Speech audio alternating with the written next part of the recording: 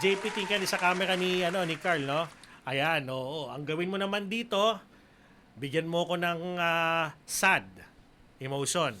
Tingin ka sa camera, hindi ka nag-text, hindi ka nag-chat sa papa mo. Kinakausap mo siya in person na pabalikin ka sa bahay nyo kasi pagod ka na sa paglilitsyon ng 3 taon. Anong masabi mo sa papa mo? Sad acting for JP in 5, 4, 3, 2, 1, action.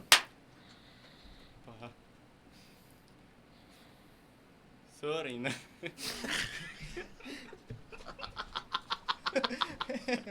Sige, konti lang. Tagtag mo konti lang. Ano, nanonood si papa mo kayo. Halimbawa lang. Sige, sige. Isipin mo yung 3 taon, di ba? Di ba, paano? Sa camera lang, huwag mo kayo pansinin. Sa camera lang. Pa. Pasensya na. Hindi ko na kaya eh. Hirap kasi mabuhay mag-isa na wala ka. Pwede po tanggapin mo na lang ulit ako.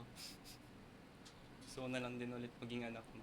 Yun, malakpakan natin. Okay? Manatiling nakatutok sa Abante, sundan kami sa aming mga social media accounts at huwag kalimutang mag-subscribe sa aming YouTube channel, DWAR Abante Radio, para sa mga eksklusibong balita.